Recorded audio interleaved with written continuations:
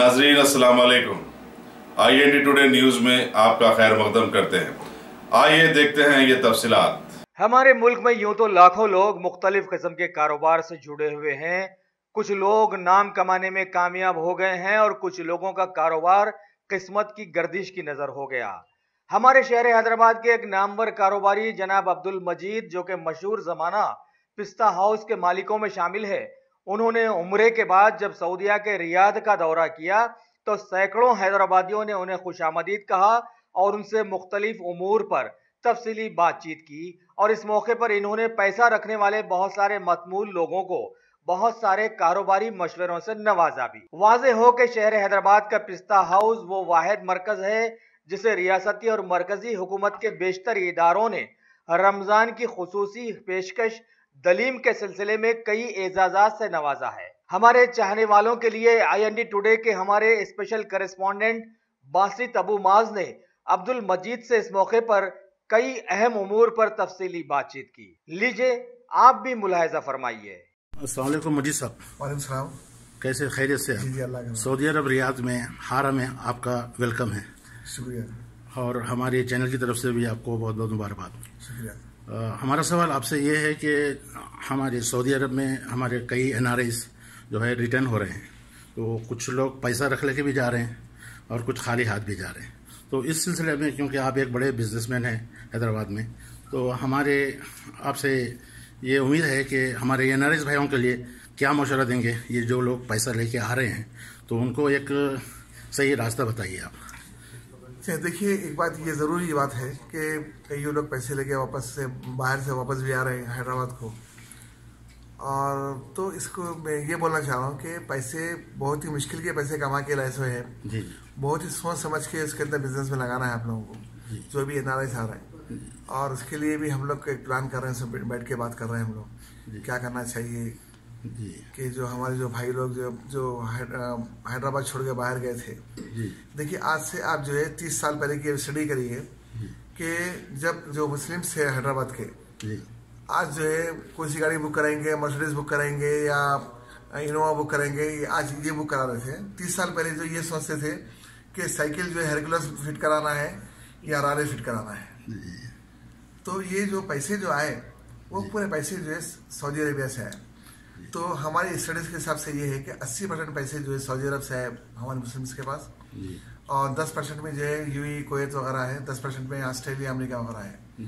तो एक यहाँ सऊदी में परेशानी है, परेशानी तो हैदराबाद में भी है। देखिए, जो पैसे आते थे बाहर से, पैसे आते तो हैदराबाद में जो है हलीम भी खाते थे, कपड़े भी लिए, शादियाँ भी करे, खाना भी बनाए, सब करे। तो पैसे कहाँ के थे? पूरे बाहर के पैसे थे।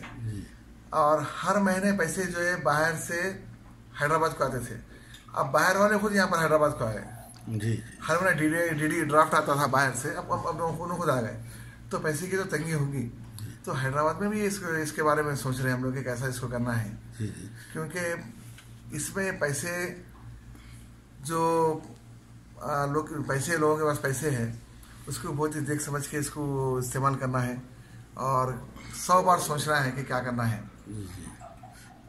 नहीं, मेरा सवाल ये था कि आप हमारे भाइयों को क्या रहनुमाई देंगे? नहीं, इंशाल्लाह वही बोल रहा हूँ मैं कि इंशाल्लाह, क्योंकि एक आप अच्छे बिजनेसमैन हैं, बहुत सारे लोगों को आप जो है मौके भी दे रहे हैं, मैं सुना। तो इस तरह से मैं जैसा एक गरीब आ रहा हूँ वापस पैसे लेके, तो मेरे लिए क्या रहनुमाई है कुछ? क्योंकि एक बिजनेस में क्या अपॉर्चुनिटी है जो है, आप जरा थोड़ा सा हमारे भाइयों के लिए।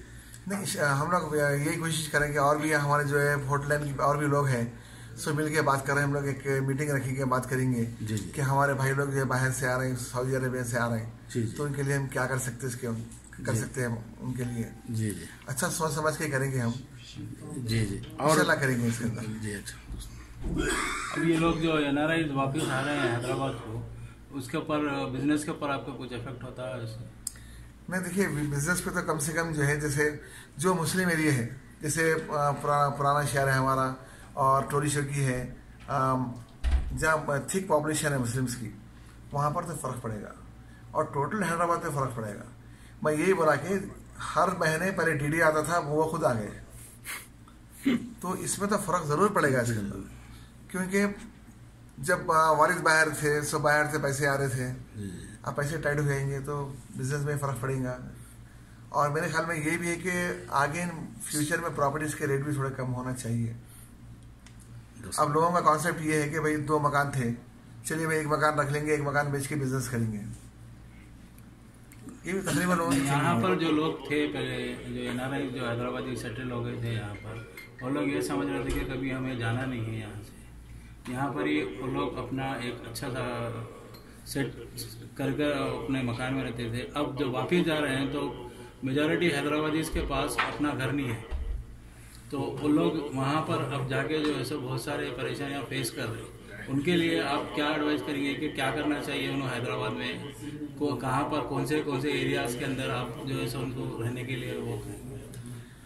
देखिए, सबसे बड़ी बात है कि हमारे लीडर्स भी हैं, हमारे हैदराबाद की बहुत बड़ी पार्टी है हमारी, वो लोग भी सोच रहे हैं कि क्या करना चाहिए। और उसके अलावा भी जो है थोड़ा डिफिकल्टीज तो आएंगे, क्योंकि कई लोग ऐसे थे कि भाई सोच ही भी रहे थे कि सऊदी अरब छोड़ के हैदराबाद आना है हमको। कई लोग ऐसे 10 साल से 15 साल से भी हैदराबाद में हैं, तो थोड़े प्रॉब्लम्स ज़रूर आएंगे हैदराबाद में। इंशाल्लाह वो हर चीज़ जो है एक्सपीरियंस से आती, वो वहाँ भी रहने का तरीका आ जाएगा। शुक्रिया आपका, बहुत बहुत शुक्रिया सर। अगर आपने हमारे चैनल को सब्सक्राइब नहीं किया है तो आपको यहाँ सब्सक्राइब बटन दिख रहा है, उसे क्लिक करिए और सब्सक्राइब कीजिए, और साथ ही साथ बेल आइकॉन को भी क्लिक करिएगा, जिससे कि आपको ताज़ा अपडेट मिलते रहें।